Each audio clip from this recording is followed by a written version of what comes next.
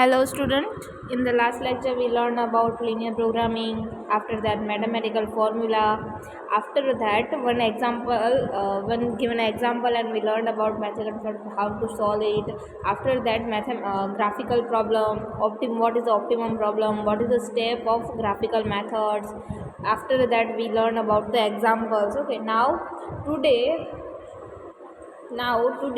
we will start one more example using a graphical method. अब इसमें क्या होगा कि आगे हमने जो एग्जाम्पल देखे थे, ये वाले एग्जाम्पल देखे थे ना, इसमें क्या था कि मैक्स जेड दिया गया है, मीन जेड दिया गया है, ठीक है, मैक्स जेड और मीन जेड दिया गया है, और यहाँ पे जो कंस्टेंट है ना वो लेस देन है। अब अगर हमारे पास एक ऐसी प्रॉब्लम आती है जिसका ये कंस्टेंट है वो ग्रेटर देन है, ठीक है, ये हमारा एग्जाम्पल है, तो हम इसका कैसे सॉल्व करेंगे, ठीक है। तो सबसे पहले हमने जैसे उसमें हमने किया था, ठीक है, क्या किया था हमने, सबसे पहले हमने पाइवट टेबल किया था, पाइट निकाले थे ना, ठीक है। तो सबसे पहले हम क्या करेंगे, उसके पाइट्स निकालेंगे, ठीक है, पिट्स।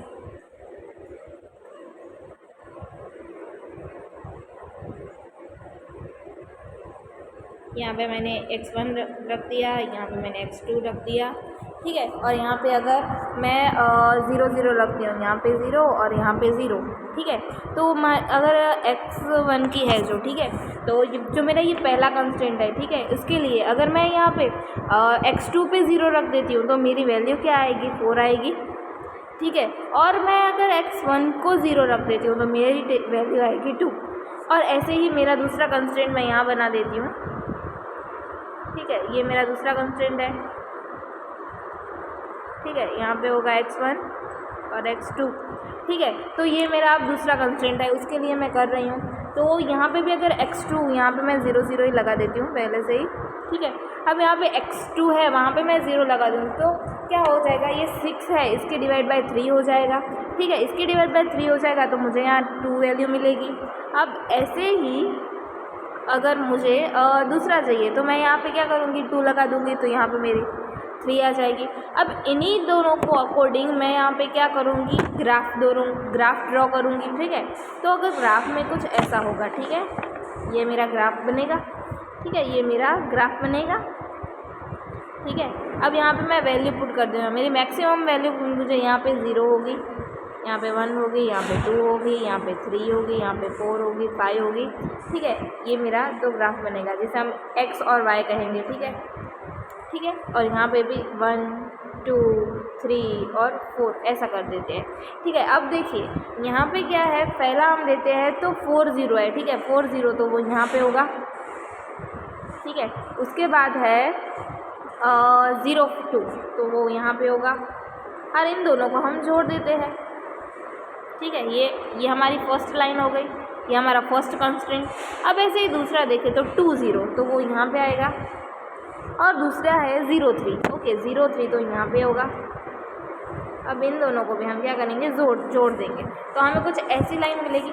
अब यहाँ पे हमें क्या दिया गया है, ग्रेटर देन की साइन दी गई है ना, कंस्ट्रेंट में हमें क्या दिया गया है, ग्रेटर देन की साइन दी गई है, सी। तो हमारा जो ऑप्टिमल रीजन होता है, जो हमारा फिजिबल रीजन होता है, वो हमें कहाँ मिलेगा, यहाँ पे मिलेगा, ये हमारा ऑप्टिमल रीजन है, ठीक है। ये हमारा क्या होगा, ये इतना पार्ट वो हमारा ऑप्टिमल रीजन होगा, ठीक है। अब अगर हम देखें तो इसके पॉइंट भी होंगे ना, तो एक पॉइंट इसका यहाँ पे होगा, ठीक है, उसके बाद एक यहाँ पे टच हो रहा है तो यहाँ पे होगा, ठीक है। उसके बाद एक पॉइंट हमारा यहाँ पे होगा। ये हमारे ऐसे 3 पॉइंट मिलेंगे हमें, जहाँ हम नेम डिनोट कर देंगे, ठीक है, यहाँ पे हम नेम डिनोट कर देंगे, ठीक है। यहाँ पे हमने ए नेम दे दिया, यहाँ पे हमने बी नेम दे दिया, और यहाँ पे हमने सी नेम दे दिया, ठीक है। ये हमारा पॉइंट में है। अब ये जो पिट्स है उसकी हमें कोई ज़रूरत नहीं है, तो हम इसे बिगाड़ देते हैं,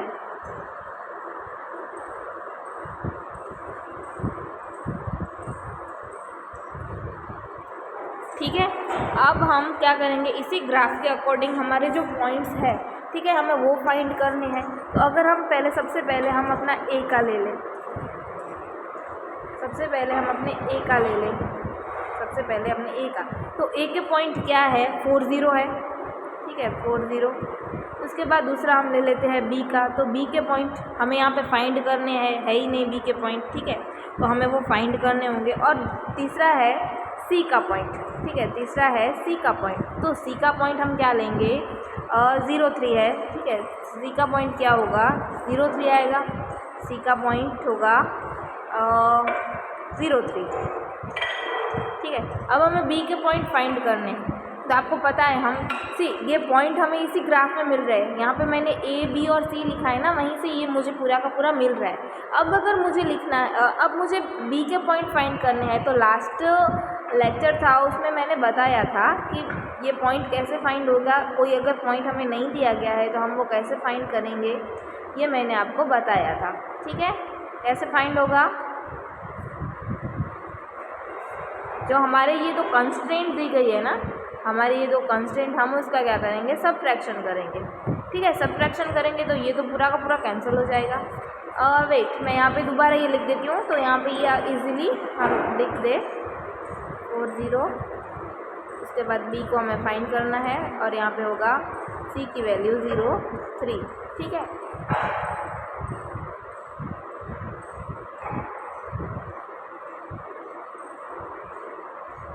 ठीक है, तो हम क्या करेंगे, इसकी सब्ट्रैक्शन करेंगे। अब सब्ट्रैक्शन करते हैं तो हमारे पास यहाँ पे क्या बचेगा, यहाँ पे हमारे पास बचेगा -2x1 और यहाँ पे हमारे अगर यहाँ पे माइनस करेंगे हम तो यहाँ पे 2 बचेगा, ठीक है। यहाँ पे 2 बचेगा तो हम इसका क्या करेंगे, हमारी x1 की वैल्यू क्या आएगी हमारे लिए, -1 जैसी आएगी, ठीक है। माइनस माइनस प्लस हो जाएगा तो यहाँ पे हमारी x1 की वैल्यू आएगी 1। अब इसी वन को हम क्या करेंगे, किसी भी कंस्ट्रेंट होगा उसमें हम रख देंगे। तो हम यहाँ फर्स्ट कंस्ट्रेंट में रखते हैं x + 2x2 4, ओके। तो हम क्या करेंगे, ये 1 है, जो 1 है वो वहाँ चला जाएगा, ठीक है। प्लस है तो माइनस हो जाएगा, तो यहाँ पे क्या मिलेगा, 3 मिलेगा। तो हमारा x2 हमें क्या मिलेगा, 3/2, ठीक है। ये हमारा x2 मिलेगा हमें 3/2।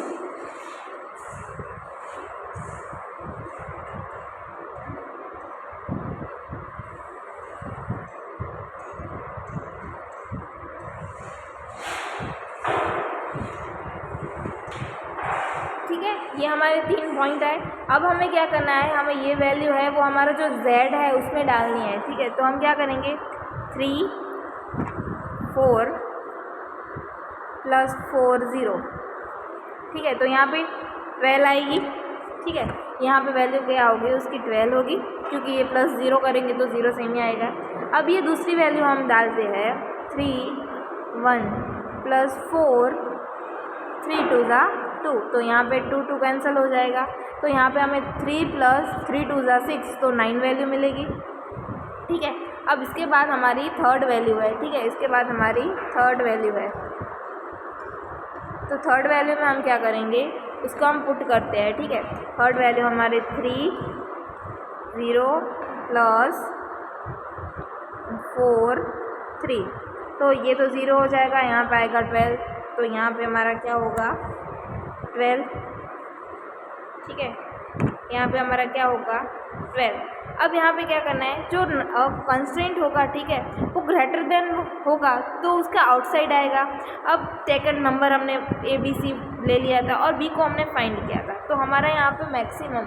अब सी यहाँ पे हमें मीन दिया गया है ना, मीन, तो मीन हमारा यहाँ पे क्या है, ये है, ठीक है। तो ये हमारा आंसर हुआ। हमें यहाँ पे मिनिमम ऑप्टिमाइजेशन आंसर फाइंड करना है, तो वो हमारा क्या है, ये है 9 आता है। तो अब अगर मुझे इसे लिखना है as a exam point of view, तो मैं क्या लिखूँगी, ठीक है। तो इसका आंसर मैं कैसे लिखूँगी, जैसा हमने पहले लिखा था ना कि z इज़ मिनिमम, ठीक है, मिनिमम ऑफ किस पॉइंट पे हो रहा है, बी पॉइंट पे हो रहा है 1/3/2 पे, ठीक है। तो उसका ऑप्टिमम सॉल्यूशन होगा, जो ऑप्टिमल सॉल्यूशन, ठीक है, वो क्या होगा, अगर उसका हम ऑप्टिमल सॉल्यूशन देखें तो हमारे x1 की वैल्यू होगी 1, x2 की वैल्यू होगी 3/2, ठीक है। ये हमारा आंसर ऐसे हम लिखेंगे, ये हमारा आंसर हुआ। अगर आपको एग्ज़ाम में पूछा जाता है तो आपका आंसर हमें यही लिखना है कि z है वो आपको मिनिमम के लिए पूछा गया है तो ऐसे लिखेंगे, z आपको मैक्सिमम के लिए लिखा गया है तो आप z मैक्स लिखेंगे,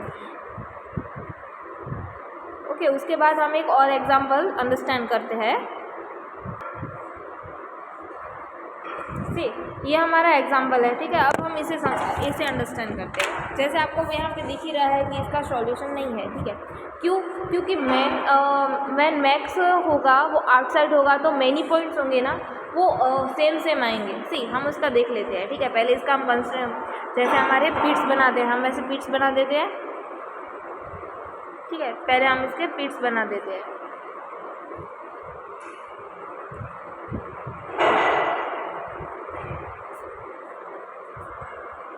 ये हमारे पीट्स हो जाएंगे यहाँ पे।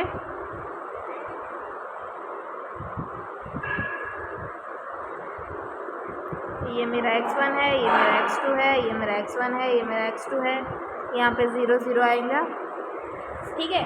अब यहाँ पे अगर मुझे पीट्स बनाने हैं, अगर यहाँ पे मैंने पीट्स बनाए हैं, तो मैं x2 को अगर रख देती हूँ, ठीक है, तो मेरा यहाँ आंसर तो वो सेम ही आएगा। यहाँ पे 4 और यहाँ पे 2, यहाँ पे क्या आएगा और 2 और यहाँ पे आएगा 3, ये सेम आएगा। अब मैं इसका अगर ग्राफ ड्रॉ करूँ, ठीक है, अगर मैं इसका ग्राफ ड्रॉ करती हूँ तो 0 1 2 3 4 और 5, ठीक है। यहाँ पे 1 2 3 4।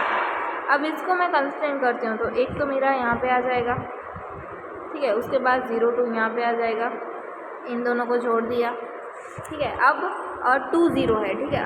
अब 2 0 है, तो वो कहाँ से होगा? ये रहा, फिर एक ये रहा, इन दोनों को। अब यहाँ पे मैक्स है, तो मैक्स में मैं ये वाला एरिया लूँगी ना, तो यहाँ पे क्या होगा कि यहाँ पे जो पॉइंट होंगे ना, आप यहाँ पे फाइंड करोगे ना, तो उसका भी आंसर आपको सेम ही आएगा। आपको ए मिल जाएगा, बी मिल जाएगा, सी मिल जाएगा, पर जब बी को आप फाइंड करोगे ना, तो उसका आंसर सेम ही आएगा। जैसे हमने आगे देखा था ना कि जैसे अगर मैक्सिमम z है होगा, तो क्या हो गया, बहुत सारे यहाँ पे देखिए, यहाँ पे बहुत सारे हमें पॉइंट मिलेंगे आउटसाइड पे, ठीक है। वहाँ पे हमारा जो फिजिकल सॉल्यूशन है वो सॉल्यूशन नहीं होगा, उसको हम क्या कहेंगे? अनबाउंडेड कहेंगे। क्या कहेंगे हम? अनबाउंडेड कहेंगे। So solution is not provide, so it's called unbounded. ये किसका एग्जाम्पल है? अनबाउंडेड का, ये अनबाउंडेड का है, ठीक है। क्योंकि इसके अगर हम पूरा का पूरा सॉल्व करने जाएंगे ना इसका, तो हमें सेम आंसर, जैसे हमने देखो पीछे वाला आंसर देखा, तो हम जब यहाँ तो क्या कर रहे थे, हमें यहाँ इसका भी 12 आंसर मिला है, इसका भी 12 आंसर मिलता है, ठीक है। तो ये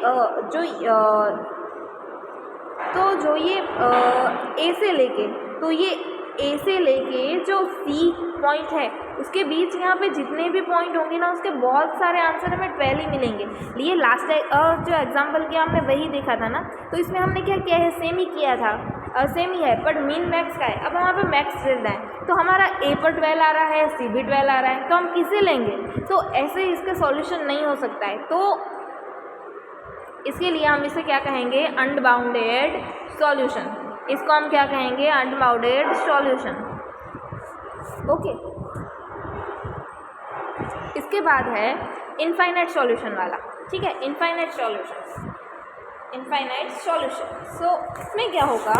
सी, इसमें भी अगर हम सेम ही हमारा कंस्टेंट है, ठीक है, तो इसमें भी हम अगर इसके पिट्स लेंगे तो हमें वही मिलेंगे, और इसका भी बहुत सारे रीजन्स होंगे, ठीक है, उसके सेम आंसर मिलेंगे। तो ये भी सी अनबाउंडेड, और सी जैसे हमने देखा कि यहाँ पे बहुत सारे रीजन्स होंगे, ठीक है, बहुत सारे रीजन्स होंगे, उसके सेम आंसर मिलेंगे। तो यहाँ पे भी ऐसा ही है। जैसे हमें एक करके देख लेते हैं, चलो।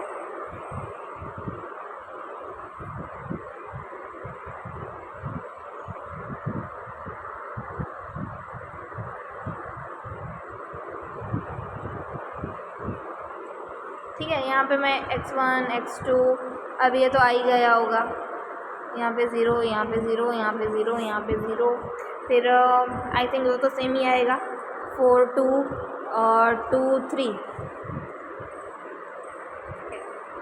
0 1 2 3 4 5, 1 2 3 4, ठीक है। तो यहाँ पे मेरा एक तो यहाँ पे हो रहा है, तो यहाँ पे दूसरा 4 के पास 2 के पास हो रहा है, फिर आई थिंक ये 3 वाला होगा और ये 2 वाला है।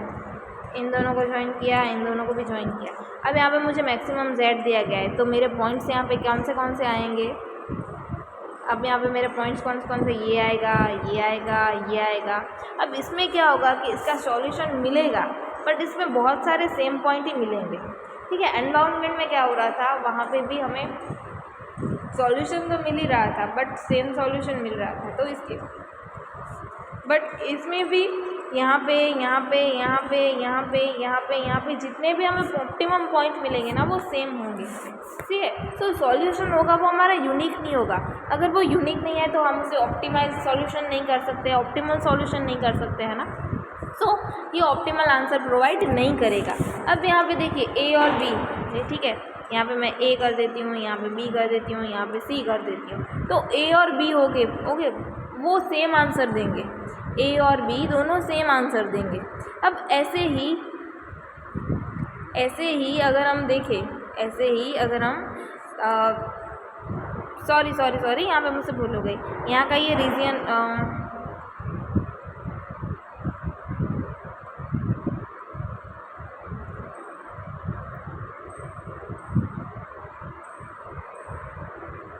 One two three four, so 4,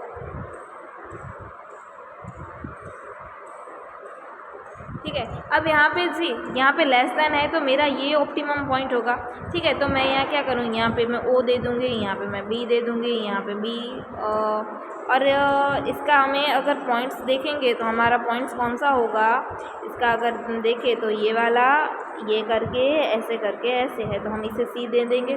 तो हमारे यहाँ पे पॉइंट होगा 0 होगा, ए होगा, बी होगा और सी होगा। अब इन दोनों के पॉइंट यहाँ पे हम 0 0 लिखेंगे, यहाँ पे हम लिखेंगे ए के पॉइंट 2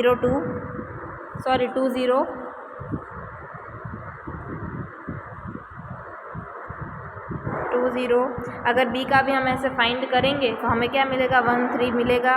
फिर सी का अगर हम फाइंड करेंगे तो हमें 0 2 मिलेगा। अब इन सबको हम z में रखेंगे ना, तो हमें इसकी भी वैल्यू 6 मिलेगी, इसकी भी वैल्यू 6 मिलेगी, इसका वैल्यू 0 होगा, इसकी वैल्यू 8 होगी, ठीक है। तो ये आंसर सी, यहाँ के दोनों पॉइंट की वैल्यू है वो सेम है, ठीक है। तो इसका आंसर हमें मिलेगा, बट वो आंसर ऑप्टिमम नहीं होगा, जबकि अनबाउंडेड में क्या है, हमें आंसर मिलेगा ही नहीं, ओके, ठीक है, क्योंकि मैक्स z के लिए वो वर्क ही नहीं करेगा, ओके। अब यहाँ पे जो z होगा और कंस्ट्रेंट होगी वो सेम होंगे, तो क्या करेगा, सॉल्यूशन एग्जिट हो जाएगा और वो इनफाइनाइट में चला चलेगा। तो अगर मुझे यहाँ का आंसर लिखना है तो मैं कैसे लिखूँगी, z इज़ मैक्सिमम कहाँ पे होगा, a और b दोनों के पास हो रहा है, ठीक है, दोनों की वैल्यू सेम आ रही है, b पॉइंट्स पे हो रहा है, ठीक है, पॉइंट्स पे हो रहा है, ठीक है, ये पॉइंट्स पे हो रहा है। अब अगर मुझे इसका लिखता है तो हमें यहाँ पे डबल कोट करके रख देंगे, there is infinite solution, okay, समझ में आया इतना। तो आज के लिए हम इतना रखते हैं, कल एक न्यू एग्जाम्पल लेंगे जिसमें हमने 3 कंस्ट्रेंट ली है वो हम करेंगे, ठीक है। चलो, थैंक यू, बाय बाय।